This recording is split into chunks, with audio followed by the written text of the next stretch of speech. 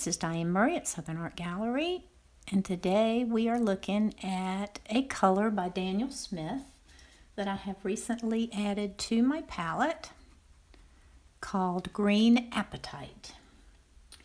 This is a mineral color, so it doesn't have a pigment number, but I've been searching for quite a while for a good everyday green that I could mix with lots of different colors to get some variations in greens. I usually mix my own greens, but I do not like the pre-made sap greens, so I've been searching for something that would actually work as a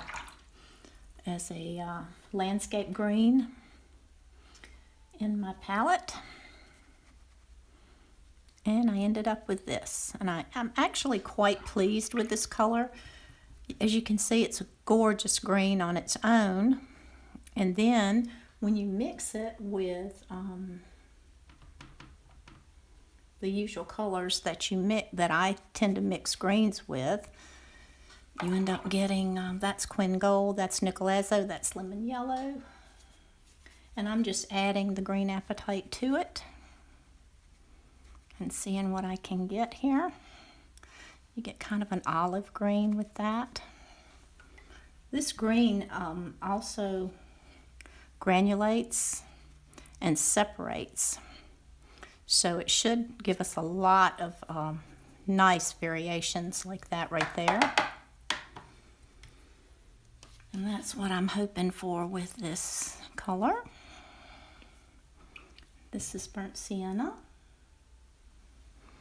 And I have to say, so far, I am very pleased with this color. I don't tend to use a lot of Daniel Smith colors because I like pigments that have honey in them, and Daniel Smith does not. But I do love Daniel Smith's granulating properties, so I do have Daniel Smith colors on my palette, just not as many as I used to have.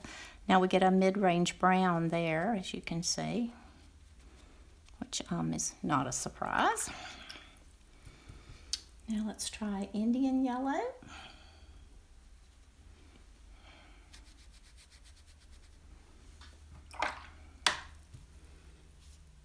And we'll try the Green Apatite and see what we get. And that gives us a very nice earthy green right there. That is quite a nice green. And I'll be curious to see how these dry, because now that's a little thick. Let's dab a little bit of that off. That's a bit too much there.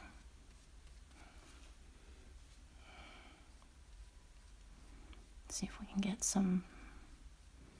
Yeah, there we go with a nice, it makes almost an azo green right there.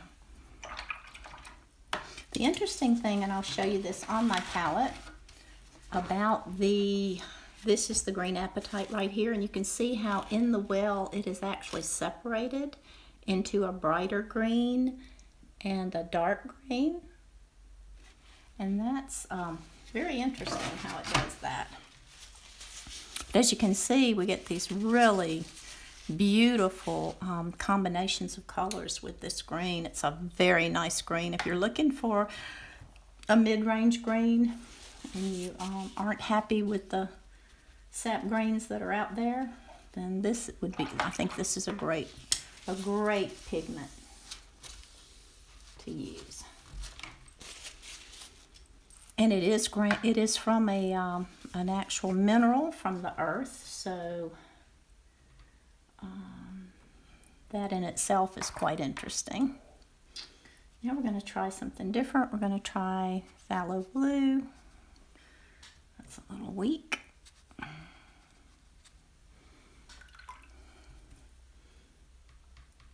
I will say that it does take a fair amount of this color. So it, let's see what we get there. A little more Fallow Blue in there. That gives us a nice bright green, which I probably would not use. Let's try Cobalt.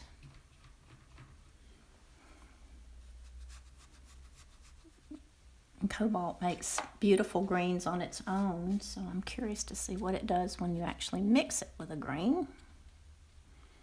And we're getting quite a dark green there, which is kind of interesting. And my this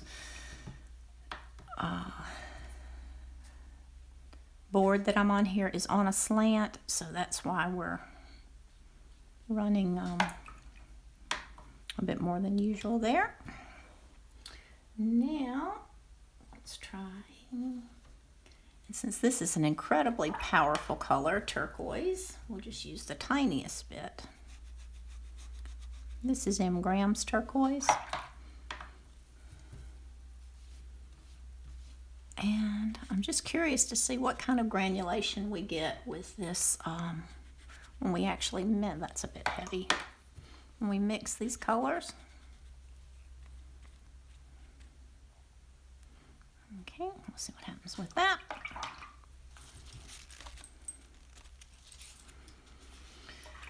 That's a beautiful green right there. You can see it, these starting to granulate. So that we're going to have some nice combinations there. Now we're going to do something different here and try a color by Core called Transparent Pyro Orange, which is just a really vivid orange.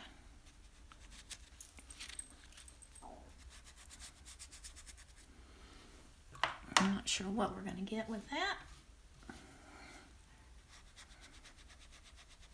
Some kind of a brownie, greeny brown, I guess this pigment really wants to pick up heavy from the palette too, which is interesting. It has a different feel than a lot of the watercolors I'm familiar with. Okay, so there we get an earthier green, even earthier than it already is. And the last one I wanted to try is Payne's Gray.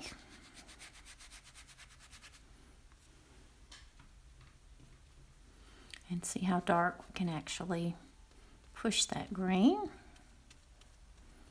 And as you can see, we can get it pretty dark.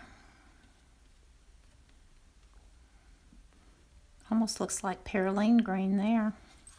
So there you have it. This was just a quick exercise in playing around with Green Apatite. I would suggest if you're looking for a granulating green, you can see it's already granulating here.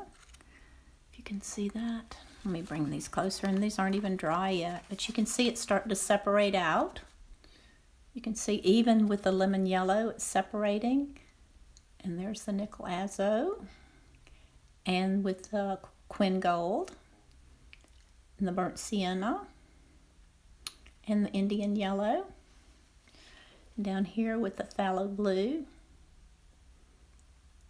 and the Cobalt, and that's the Turquoise. That's with the Transparent Pyro Orange, and that's the dark we get with the Payne's Gray. And these are, it dries quickly, so there you have it. That's Green Apatite by Daniel Smith. I think it's a really interesting color to play around with, and I think it'll be absolutely wonderful for landscapes. So there you have it.